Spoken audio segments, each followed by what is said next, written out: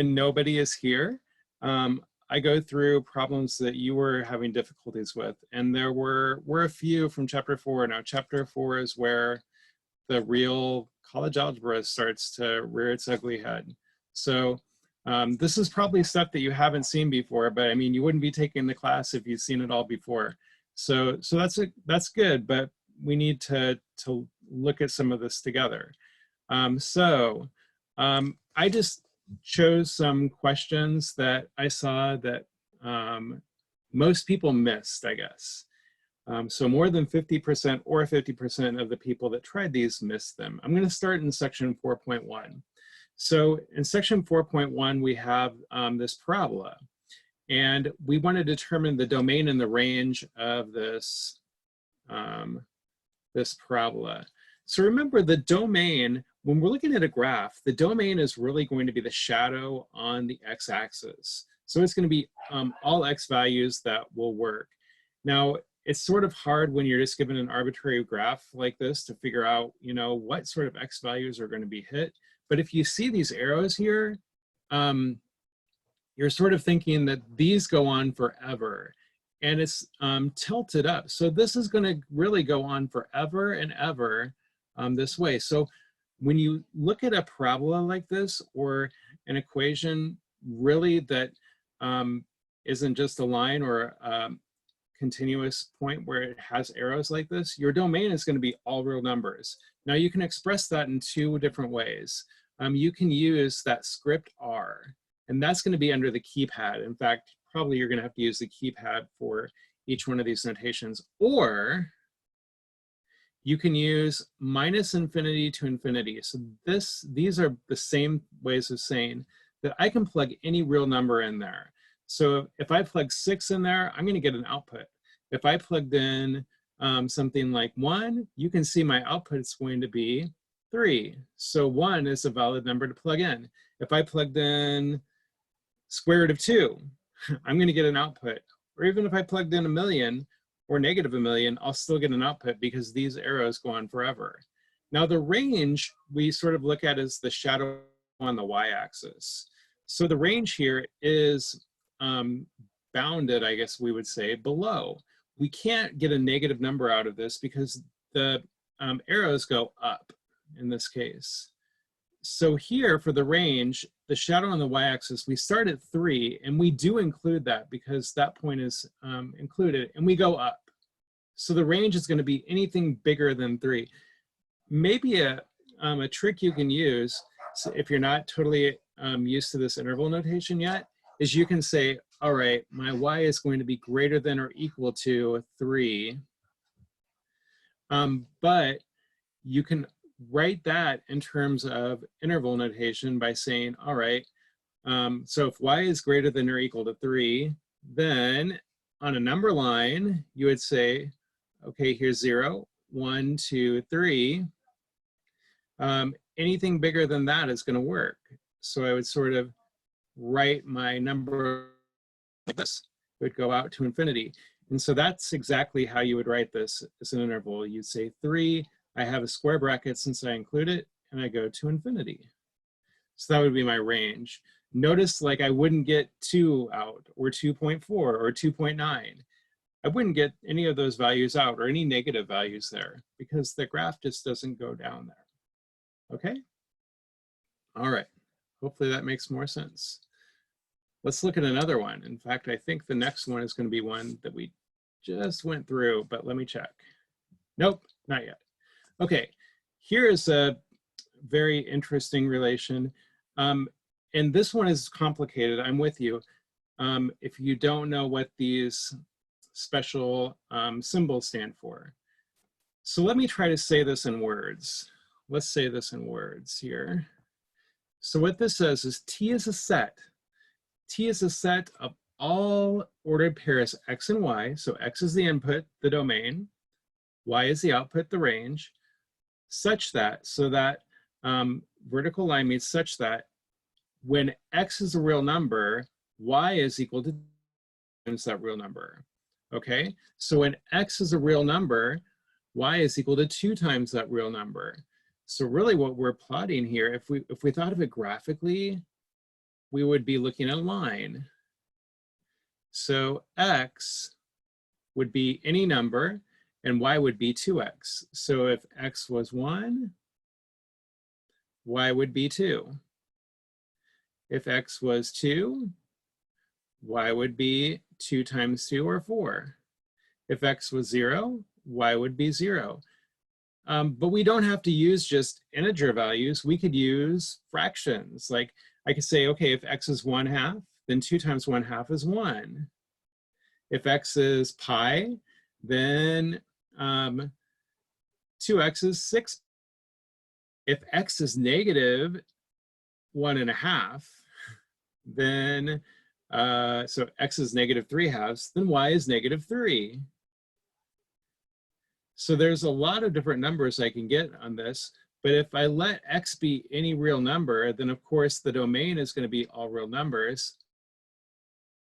And then I'm going to plot out all these points on the line. So my range is also going to be all real numbers. Notice the shadow of this graph on the x and the y-axis, since these arrows go up and down, it's going to be infinite. So I can plug in anything for x, and I can get out anything for y. Had a thought. Okay, it went away, but I'm going to think about that.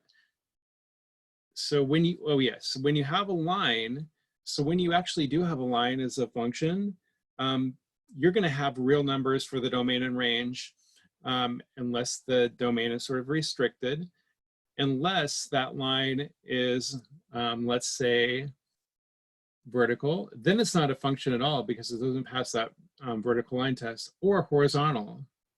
If it was a horizontal line, then that's a special case. You can plug in anything, but in this case, you could only get out 2 for the range. All right.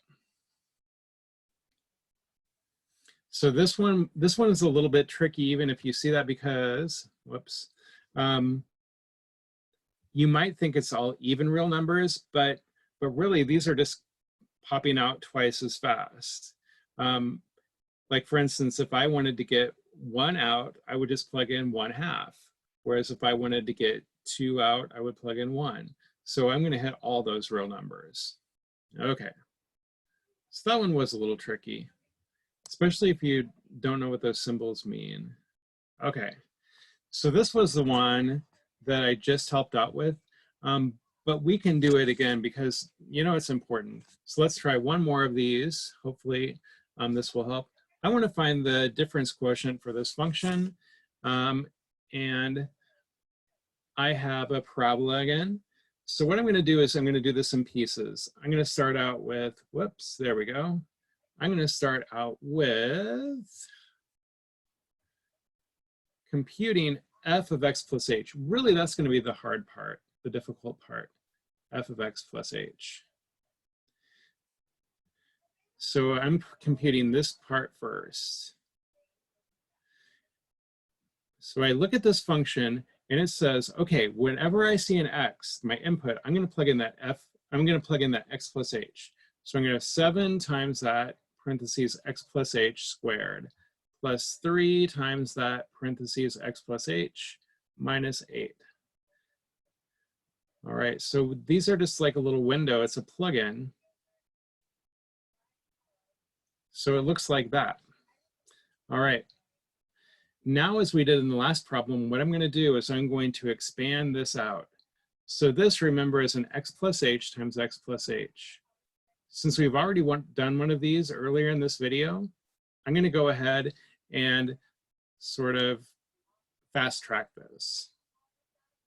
So this is going to be 7 times, remember when we distribute that, we get an x squared, we get an x plus x times h plus an x times h, so that's 2xh, and we get an h squared.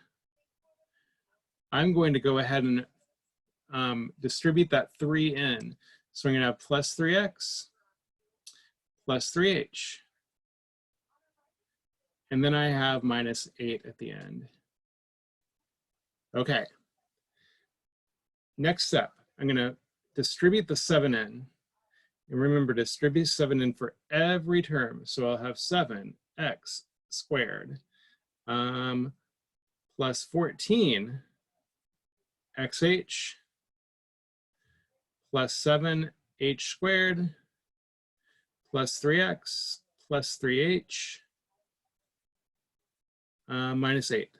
Okay, so this is my f of x plus h. Now what I want to do is I want to subtract the f of x. So I'll just do that in a different color. So subtract off that f of x, which is just given there. So that's 7x squared plus 3x minus 8. So I'm subtracting off this f of x. That's this part right here. Finally, what I'm going to do is I'm going to divide this whole thing by h. So you see I've finished that difference quotient here. This would be the unsimplified version. So the green part again is going to be f of x plus h minus this pink part over here, f of x, and then all over h. So the last thing I want to do is distribute, and this is where things can cancel out. So I have that negative 7x squared. That's going to cancel out with the plus 7x squared. I have negative 3x. That's going to cancel out with the 3x over here. And then I finally have minus a minus 8. That's plus 8. So I have minus 8 plus 8. What I'm left with is 14xh plus 7h squared minus 3h all over h. I can see that both, all three terms in the numerator have an h in it. So I'm just going to factor that out. And that will allow me to cancel, whoops, okay, so x plus 7h. That will allow me to cancel that h in the bottom. All right, boom, boom. So we'll have x plus 7h minus 3. As we sort of talked about, this will actually give me the slope of a line on that parabola. So it's a rate of change that if you do take calculus, you'll definitely see this again. All right.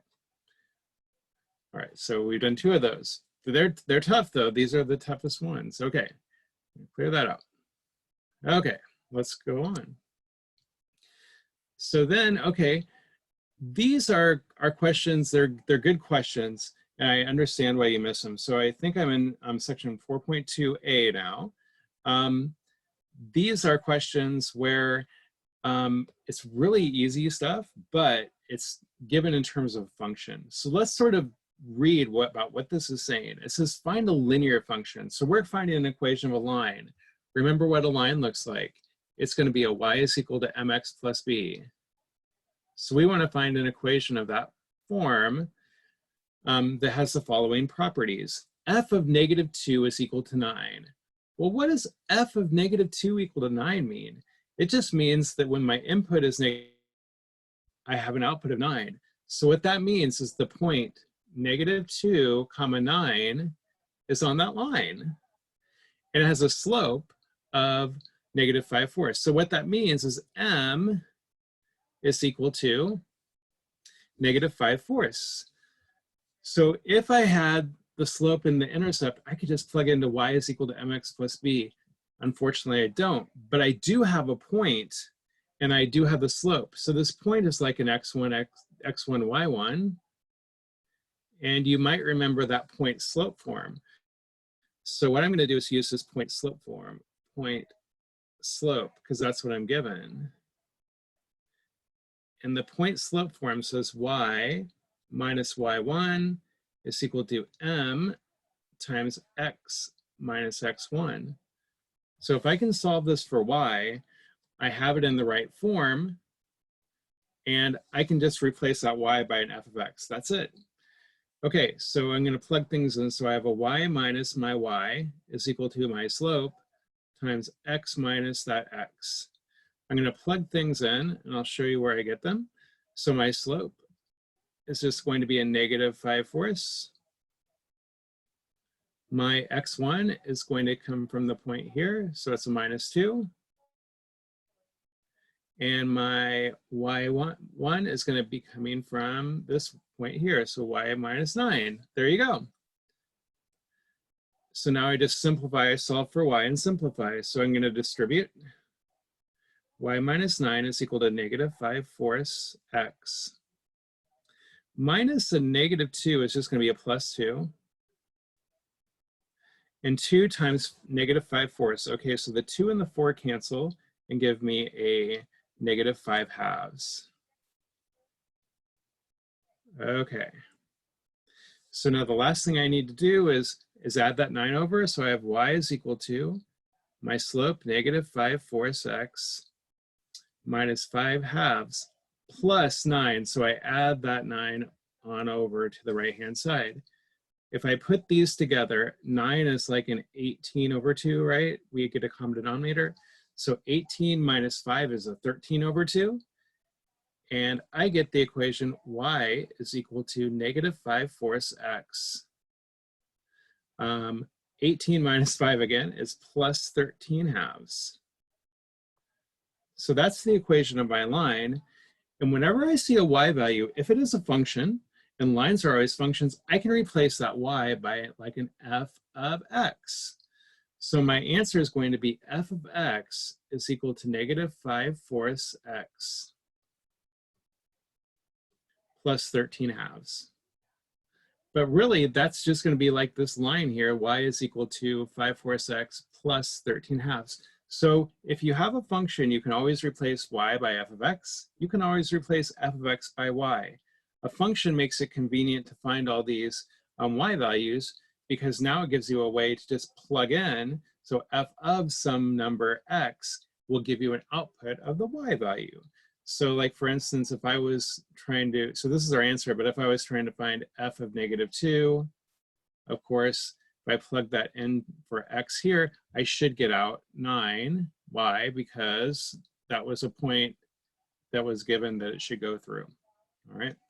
So this line might look like, let's see. You see that it has negative slope. In fact, the slope you see is going to be negative 5/4. But it should also go through that point, negative 2. So negative 2, 1, 2, 3, 4, 5, 6, 7, 8, 9. So it should look like that. Another point it would go through is if I plugged in 0, I would just get 13/2. That's 7.5. So 1, 2, 3, 4, 5, 6, 7.5. So it would look something like this. That would be the graph of that function. All right. So this is easy stuff that we've done before, but the form looks weird, right? Because we're dealing with functions. So I hope that helps. Okay. All right. Let's see what's next. Okay, so this one is one that people are having problems with, and you'll see something like this again. So definitely important that we go through it. I have made a really sort of nice video about something like this. So I would suggest that you go and take a look at it. But there is a way to get this pretty easily. So let's go through it. So, whoops, let me push this down just a little bit. Maybe, come on. Come on, no, yeah, okay. I don't really need the question number, I just need what it says. Okay, there we go.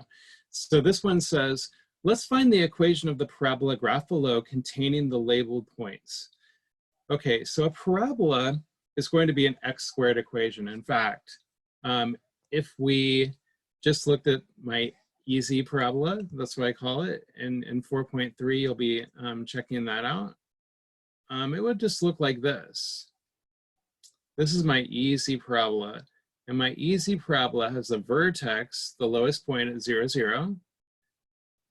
And it goes up. So this is going to be the function f of x is equal to x², my really easy parabola.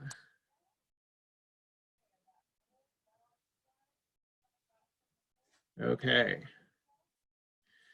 So what I want to do is I want to take that easy parabola and I want it to go through the points. In fact, I want it to flip upside down, I want it to move to the left, and I want it to move down. So there's 3 actions that are actually happening here. So there are essentially two ways to do this. Let's go through them both. So one way is to sort of memorize the standard form of a parabola. So that's one way to do it. Just like the line has the form y is equal to mx plus b, a parabola has the form, if you're given a vertex, whoa, let me get that back. There we go. If you're given the vertex, then it's going to be y is equal to a, some value a, times x minus h squared plus k. And I think I go through in my notes in the video pretty well that h comma k is the vertex, and that constant a is going to be a vertical stretch.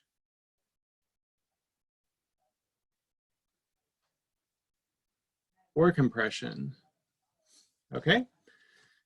So I can do this, and if I do it this way, then all I need to do is find the vertex. Now in your reading or from your prior knowledge, probably in your reading, hopefully, but no, you've probably seen vertices and parabolas before, the highest or lowest. The vertex is basically going to be at the top or the bottom of the parabola. And remember, these go on forever. They're functions. So with the parabola, our domain, we can plug in anything for x, but our range in this case is going to be limited to the top at -1 and then below. So I can plug in this point for the vertex. So -3 is going to be my h, and -1 is going to be my k for my vertex here. So if I go back and plug those in, I have y is equal to a times x minus h, which is -3 squared plus k, which is -1. Okay, so let me just plug that in. -3, -1. And now we've solved for 2 of the 3 coefficients that we needed to find. So that's, I mean, usually with the parabola, you would need 3 points. But in this case, since you have that special vertex, you only need 2. So if I clean this up just a little bit, so far I have y is equal to a times x minus a minus 3, that's x plus 3 squared minus 1. All right, so now I just need to find the a. So what the a is going to do is it's going to say, all right, it's going to stretch it out vertically or it's going to compress it vertically. It stretches it out if it's bigger than 1. If it's between 0 and 1, it compresses it. Also, I see that this parabola doesn't open up, it opens down. So down like that, there we go. So I'm thinking that a is going to be negative. So that's just sort of an intuitive mindset that you want to get into. The way to find it with algebra doesn't lie if you do it right, is just use this other point. So just like when you're trying to find the b with the point slope formula, I can plug in this extra point and find a. So I'm going to use x comma y as -1 and -3. So for my formula over here to find a, so I'm almost done, but I need to find the a. I'm going to plug in -3 for y and -1 for x, just that other point there. So I have -3 is equal to a, I need to find that, times -1 plus 3 squared minus 1. So I can solve for a, it's just a linear equation. So order of operations would say, do what's in parentheses first. 3 minus 1 is 2. Square it, so exponents. 2 squared is 4. So now I'm at a times 4, or 4a, minus 1. If I want to solve for a, I have to add that 1 over. So I have -2 is equal to 4a. And then I divide by 4 and find out my a is equal to -2/4 or -1/2. So now I have my parabola. So if I plug that back in, it's going to be y is equal to a, which is -1/2, x plus 3 squared minus 1. So that should be my answer. Of course, since it's a function, I can just trade that y for an f of x. So I'd have f of x is equal to -1/2 times x plus 3 squared minus 1. That would be my answer. Okay, so here's a better way, in my opinion. In fact, if you get this, then it's going to help you transition into section 4.3 and 4.4. So another way to do this is to think about this in terms of shifting. So if my easy point is 0, 0, then what I'm going to be doing here is I'm going to be shifting to the left 3 and down 1. So I'm going to be shifting this easy parabola to the left 3 and down 1 by the vertex. So once you know about these shifts, you'll see the left 3 is actually an inside change. So whenever we moved it to the left or the right, we're changing an x value. So that left 3, if I have my easy parabola here, that's going to be f of x. Instead of x squared, it's going to be f of x is equal to x plus 3 squared. And you might be saying, wow, why is it x plus 3 instead of x minus 3? When you move it left or right, when you add or subtract the x or x value, it's counterintuitive. Think of it this way. If I wanted to find f of 0, what would I have to plug in? I'd have to plug in -3. So that would move it to the left 3. Okay? So this inside change is counterintuitive. That's going to move it to the left 3.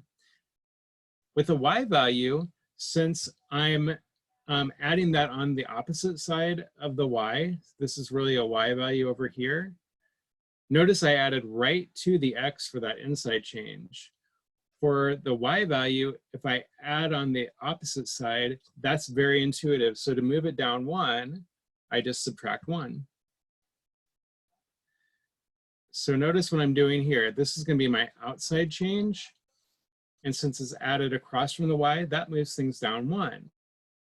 My inside change, x plus 3, since I'm doing it right to the x, that plus 3 actually moves it to the left 3. Okay. So that's going to bring my parabola over here. So now it's going to look like this. It's going to look like my nice easy parabola, but it's been shifted 3 to the right. It's been shifted down 1. So it's going to be looking like this now. But what I want to do is I want to flip it, and I'm going to be compressing it by a factor of 2. So really, to find that last point, that last value, I do just plug in that a now and use that extra point, -3, 1.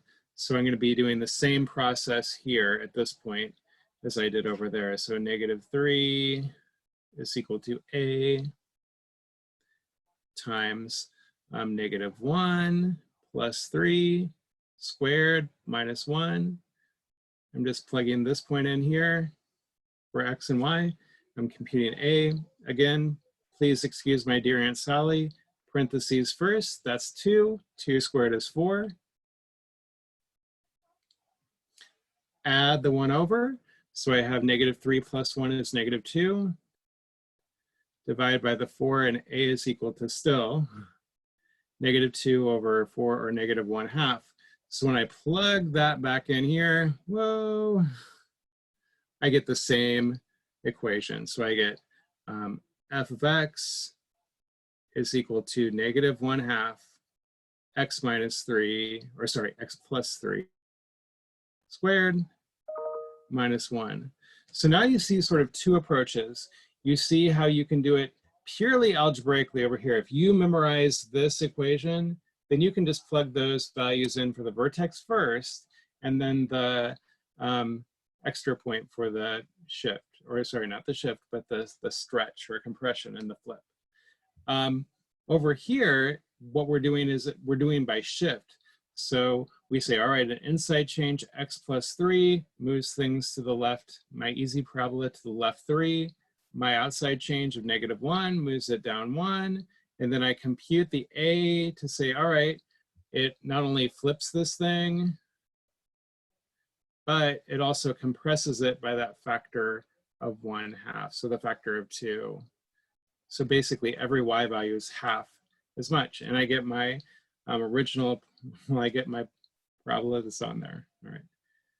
Okay, so there's 2 ways to do that one. You'll see that one again. So I did make a video about it too, so, and there's actually a project about it. So I would suggest that you take a look at those if you're still having problems. Hoping that helps. Okay. Now, let's see here. Okay, so this is also in chapter 4.2b, and this one's sort of a tough one. So I wanted to go over this. So here we're maximizing and minimizing things. In college algebra, whenever you're maximizing or minimizing things, you're going to be dealing with a parabola. So we're always going to be looking at the parabola, and we're always going to be trying to find the highest or lowest point. So that should be like, oh yeah, highest or lowest point, that's the vertex. And that's right, we are trying to find the vertex. Okay, so in this case, we have 2 equations though. It says, among all ordered pairs x and y, such that 2x plus y is equal to 16, find the pair for which the sum of the squares is a minimum. Okay, so we want to find such the sum of squares. So maybe I will go ahead and make this a function. It might not be a function, so I'll just call it s.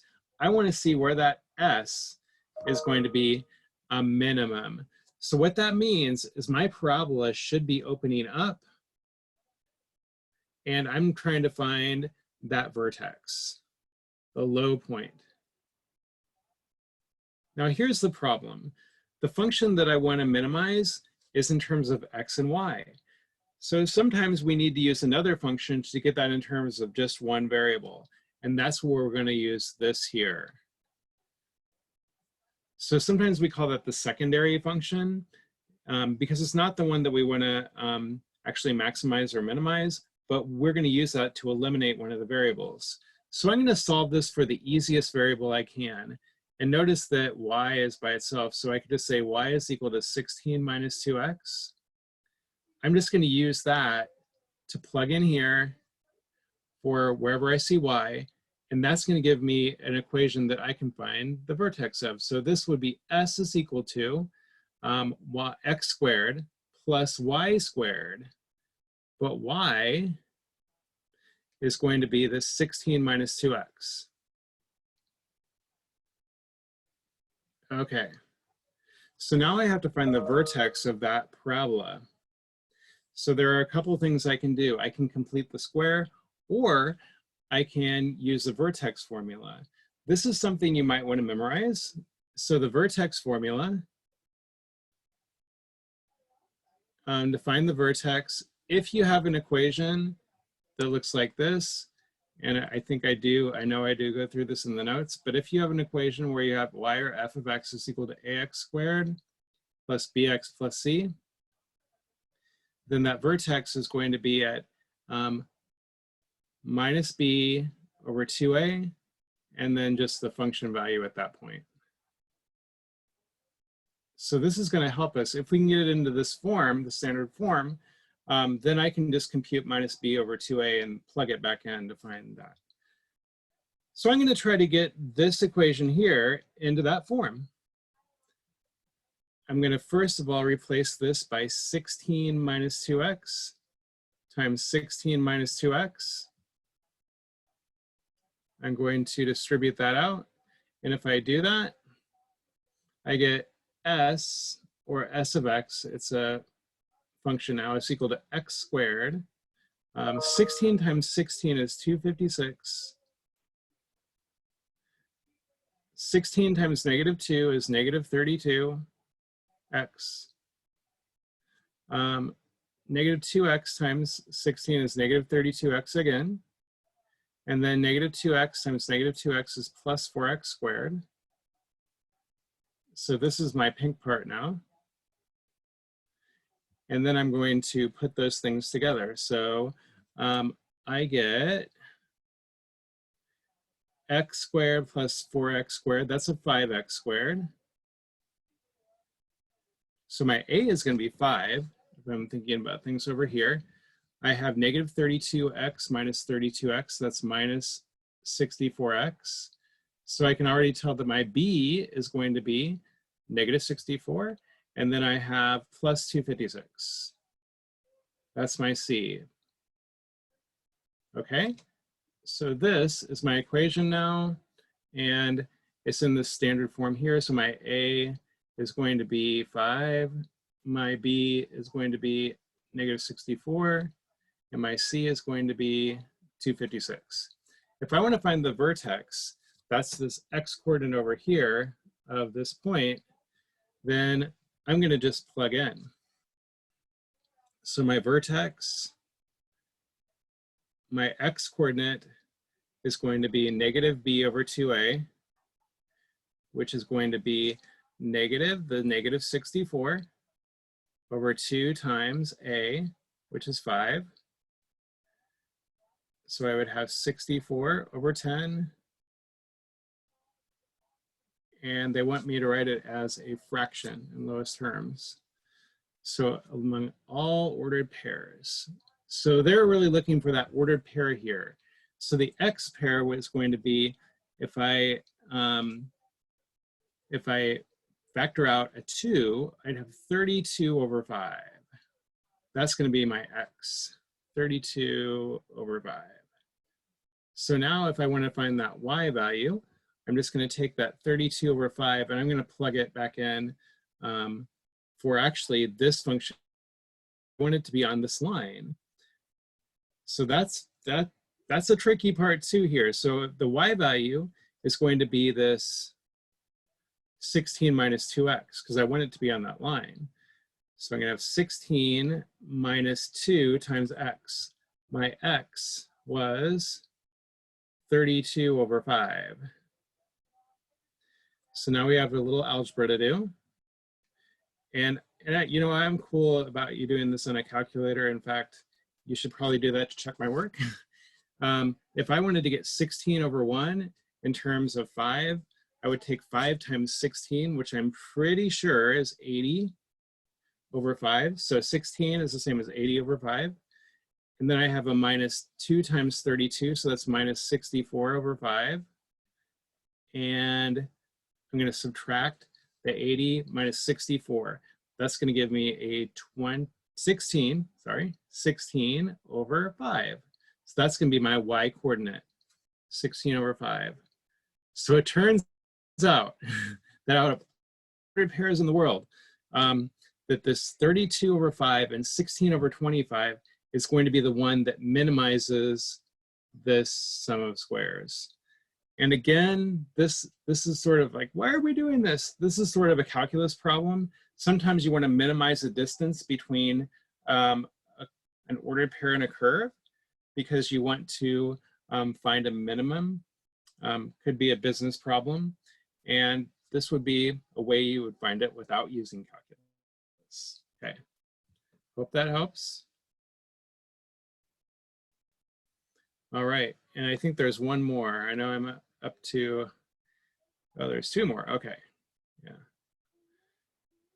So this one is a little bit more easy. It's the same principle, but it's a little more easy if you know what you're looking for. So this one says the revenue function for a bike shop is given by R of x is equal to x times P of x, where x is the number of units sold and P is the price. So find the maximum revenue. Okay, so I'm going to be maximizing this function here, this R of x. And you know, if you're in bikes, each one of those bikes is going to have a price, and the price would be variable. But you would, to find your revenue, you would take that price times the number you sell. So this is going to be a parabola, but now I'm trying to find the maximum revenue. So this parabola should be a negative out front. So A should be negative. We're trying to find this point here. So my revenue function R of x is equal to x times that variable price, the 200 minus 0.4x. I want to turn it into that ax squared plus bx plus c form. So I'm going to distribute through. So I have 200x minus 0.4 x squared. I'm going to turn those around so I can get it into that nice form. So I'm going to write this as negative 0.4 x squared plus 200x plus 0. So we know that A is negative 0.4, B is 200. So if I want to find that vertex, remember x is equal to negative b over 2a. In fact, if you think about it, this is actually the first part of the quadratic formula. Negative b over 2a plus or minus square root of b squared minus 4ac all over 2a. So this sort of gives you the middle point where you're trying to find your zeros there. But I digress. All right, so we just have to plug in. So I'll have negative 200 over 2 times negative 0.4. And that'll give me, let's see, negative 200 over negative 0.8.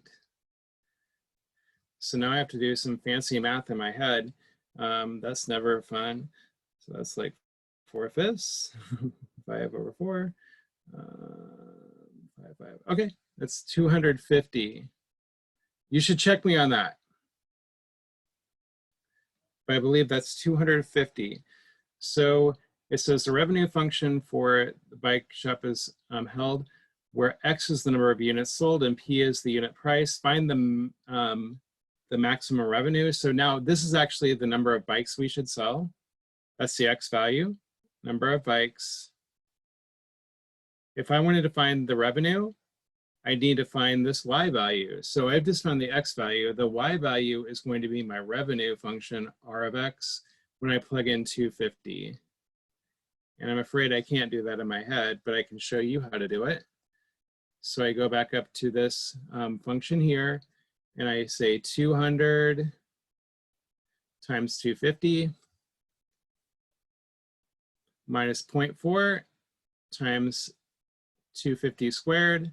And you can go ahead and plug that into your calculator and figure out what that answer should be. Okay?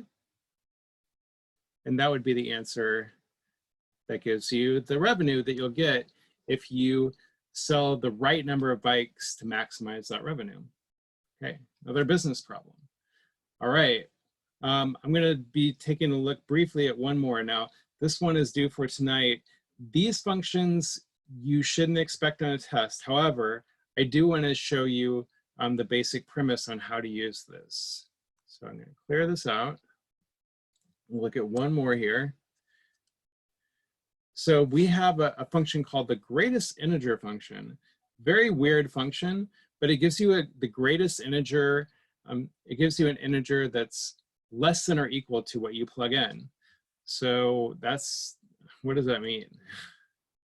It means that if I'm trying to find like the greatest integer of, let's say, this is where you would plug it in, of an integer like 2, I need to find the greatest integer, so positive or negative counting number or 0, that's less than or equal to 2. Well, if it's an integer, I just get that 2 back. So 2 would be one value on there.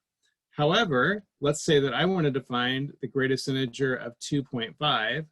That means I want to find the integer that's the biggest, but less than 2.5. That would still be 2. So in fact, between 2 and 3, it's just going to be 2. And then it's going to jump up to 3, and then up to the next value, and so on. So that graph is pretty small. It's hard for me to write that in there, but I'll show you a picture of this down below. So essentially, what it wants you to do for this one, it wants you to find the length between the segments and the vertical separations. So what's happened is we're multiplying this by a 3, the 3 outside change. What that does is this gives it a vertical stretch of 3. So that vertical separation, instead of just this 1 unit where I go between these, it's going to move up to 3. So that vertical separation is always given by that vertical stretch. If it's bigger than 1, it's going to be, there's going to be a bigger than 1 stretch. It's going to stretch it out. If it's between 0 and 1, it's going to compress it. So there would actually be less space. Now we want to find the length of each. So normally the length of these is 1, but guess what happens? I'm dividing the length by 4. So I'm doing an inside change here. So inside changes are counterintuitive. If I divide this by 4, what it's actually doing is it's going to be horizontally stretching it by a factor of 4. So horizontal stretch of 4. So the way to make this is that if I plugged anything between 0 and 4, my input would be between 0 and 1 actually. So if I stretch it out, that's going to be a length of. Also, I do have a negative inside that. What that's going to do is actually flip it across the y-axis. So this graph is now going to look weird, but other than just looking weird, it's going to look something like this. So it's going to have a length of 3. It's going to be flipped. Sorry, it's going to have a length of 4. 1, 2, 3, 4. It's going to be flipped. And then the next section will be up 1, 2, 3. Look like this. That will have a length of 4. So these will be different than the original function. All right, so one more. Okay, so you don't really have to worry about these greatest integer functions a lot, but the premise for these stretches, yeah, you'll have to know that. Okay. So the last one here I have is a fun, and it says, let's identify the general shape and direction of the graph on the interval -2 to infinity. So these are things that you're just going to have to memorize what they look like. But the one from -2 to infinity is actually pretty easy. You know this, you all know this one. So this piecewise defined function, what we do first is look at the domain. So what's going to happen with this piecewise defined function is when x is less than -2, it's going to behave one way. So in fact, when x is less than -2, it's going to behave as q of x is equal to -2/3 x. It's going to be a line. And when x is greater than or equal to -2, that's this part, it's going to look totally different. It's going to be this function q of x is equal to 5/8 vertical stretch, right? Or compression in this case, times the cube root of x. So we should know what this looks like. It's y is equal to -2/3 x. Whenever you have a function, you can replace it by a y. So y is equal to -2/3 x. It's going to be a line with negative slope. So the first part should look like this. So it's going to be coming down like this. And when it gets to -2, that line is going to stop. So from -2 to the left, it's going to be looking like a line with decreasing slope. You can find the exact equation of that line by just plotting 2 points. So just plug in 2 points like -5 and -2 or -3. That would work. Okay. But on the right-hand side, it's going to be looking like this cube root of x. So that cube root of x looks like this.